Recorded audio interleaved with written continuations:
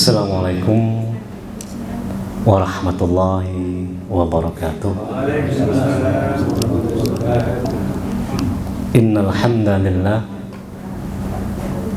wasyukurillah la haula wala quwwata illa billah. Amma ba'du. Rabbi shrah li sadri wa yassir li amri wahlul 'uqdatam min lisani yafqahu qawli wa ma tasyauna illa an yasha Allah innallaha kana aliman hakima. Bapak Kepala Balai Diklat yang kami hormati, Dr. Haji Syarif Latif MSI, Bapak Kasubag TU Haji Mukmin Mukri, amin. Jemaah sholat zuhur pegawai Balai Diklat yang dirahmati Allah. Hari pertama hingga hari ini kita membahas takwa, iman, ihsan, dan amal.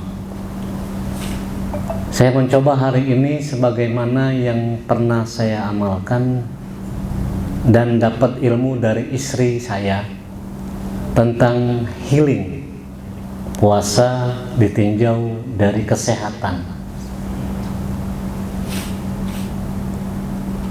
Karena dari 2014 sampai 2023 berarti hampir 9 tahun istri berkecimpung di bidang kesehatan dan berbuat untuk meluruskan tulang belakang, aspek kesehatan. Maka kita ambil dari kata-kata bahasa yang sering diucapkan para alim ulama, sumu tasihu.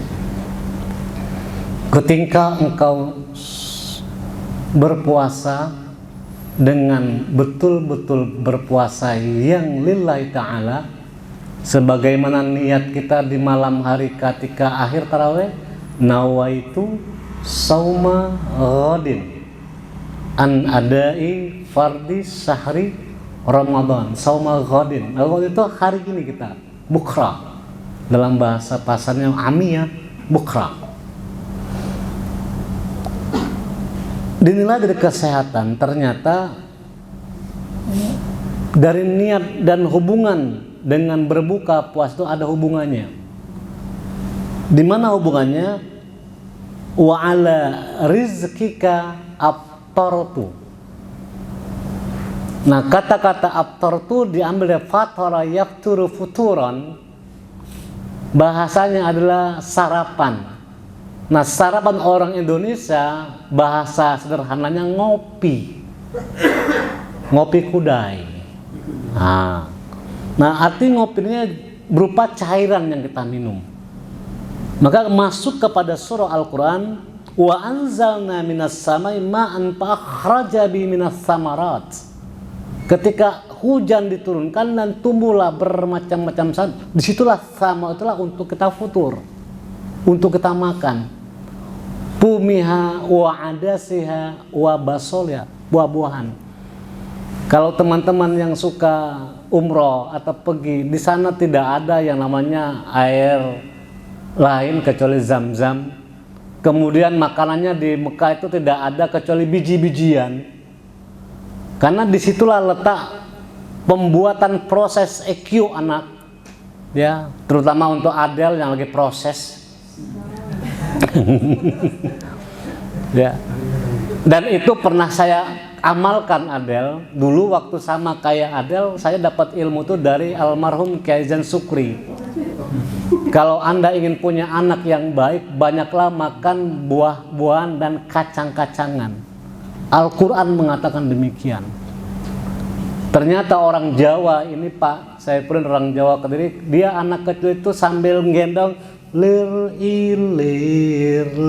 ilir tandure wong sumilir ta ijo, atau tak lelo ledung Cah bagus ojo narik mendung. Itu ketika anaknya dikasih makan, apa dikasih makan? Kacang-kacangan berupa kacang merah yang dijadikan sayur bening. Akhirnya terbentuk otaknya. Dan itu saya gunakan ketika proses Ananda Zakwan Hamdani dan Ananda Rifka Kurniati. Dan hasilnya ada. Itu bukti dari pengetahuan yang kita ikut pengajian daripada Zen Sukri almarhum karamallahu wajhahu. Nah, hubungan dengan futur tadi, ngopi, ternyata air yang kita minum di buka puasa itu membuat jiwa ini sehat.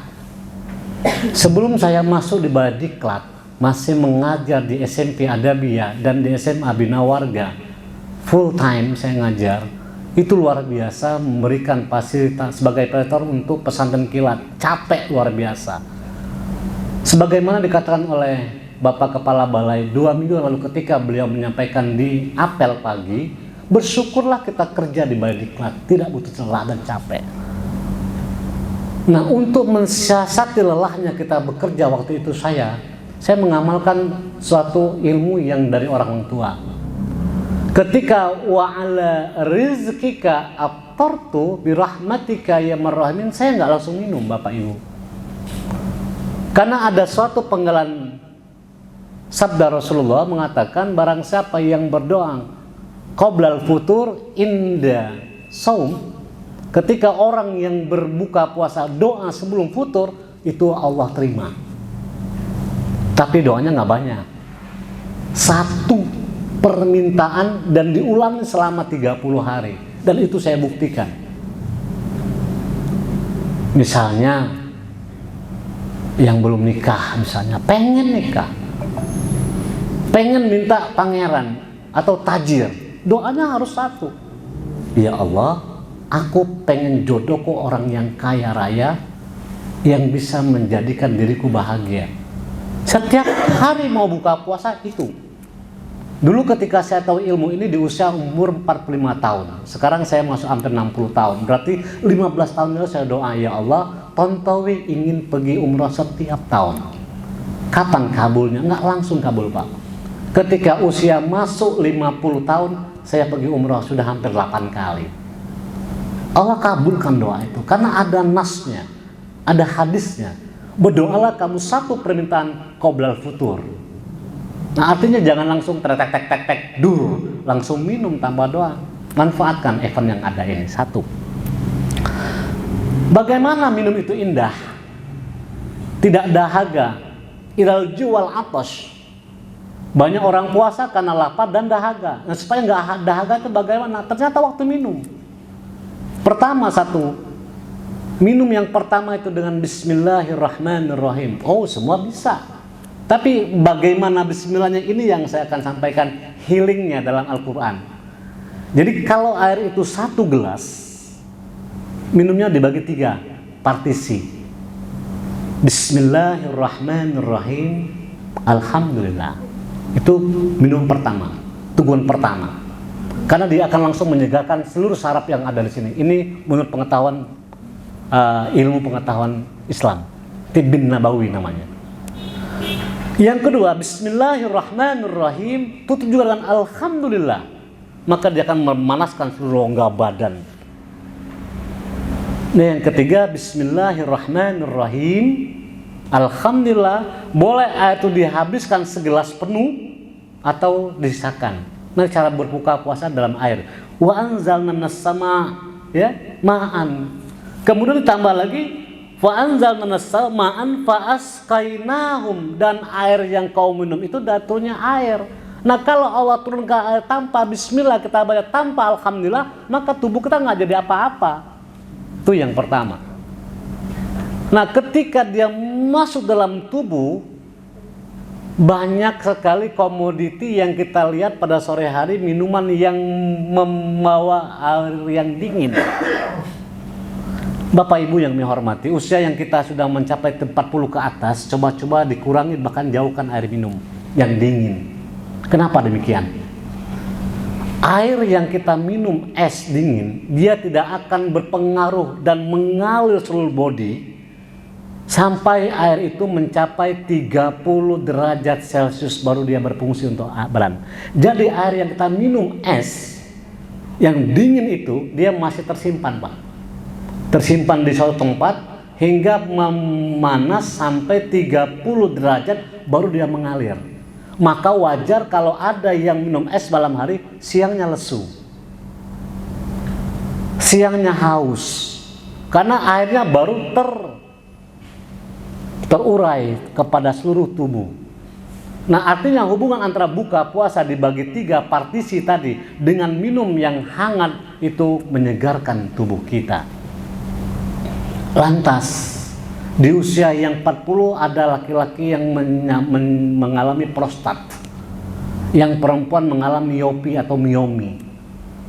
Ternyata dari minum yang kita salah tadi menimbulkan badan kita tak sehat. Pertama, kalau kita nggak mau kena penyakit prostat atau kena penyakit miomi bagi perempuan, hindari minum sambil berdiri. Karena ketika berdiri minum, rongga ginjal yang kan tertutup, Pak, tertutup berdiri. Nah, ketika dia duduk seperti air bah yang turun dari gunung, maka rusak ginjal kita. Maka dianjurkan dimanapun Bapak Ibu berdiri, sampai di jalan pun ibarat jongkok, jadilah minum. Dia akan langsung masuk di kisaran ginjal. Nah, ini perlu. Jadi kita ceramah agama, kultum, kita bahas masalah seperti ini. Tidak harus tentang takwa, iman, ihsan, supaya muslim yang ngerti bahwa kesehatan itu penting. Nah, ketika kita minum duduk, maka kencingnya pun akan baik. Ketika kencing nggak baik itu apa? Kita akan merasakan kalau kencingnya netes, kencing, lalu netes, kencing lagi, netes lagi, sehingga berapa ketatan itu nggak sehat. Artinya pusaran ginjal kita nggak sehat, kemudian kemaluan, genetika kemaluan kita nggak sehat. Jadi kesehatan laki-laki itu bukan karena, mohon maaf, ereksi, atau bagi yang perempuan pulvanya membengkak atau mengembang, bukan itu yang sehat. Sehatnya kemaluan atau genetika laki perempuan itu apabila air kencingnya keluar habis, nggak dikit lagi keluar, itu karena pola minum yang salah. Bagaimana cara menterapinya? Nah, karena kami keluarga besar adalah dokter, di rumah itu banyak dokter, kan, ponakan, ya mamang, yang misan, ya ayu, banyak dokter. Jadi kami sharing gitu. Nah, saya sharing karena saya orang departemen agama, saya gabungkan dengan agama, Al-Qur'annya bagaimana, hadisnya bagaimana. Oh, ternyata ketemu. Mambala min ahadikum palyantur zakarah.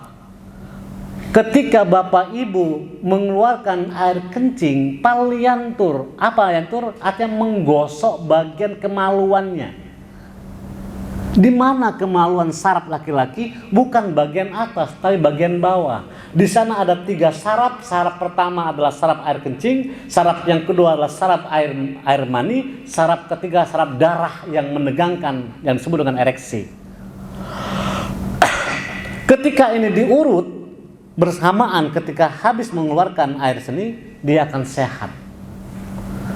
Bagaimana perempuan? Perempuan nggak punya saraf, tapi dia punya bagian bongkol kiri dan bongkol kanan. Diurut bersama-sama turun ke bawah, sampai ke uretra namanya. Maka dia akan keluar bersamaan, dan itu menandakan kesehatan.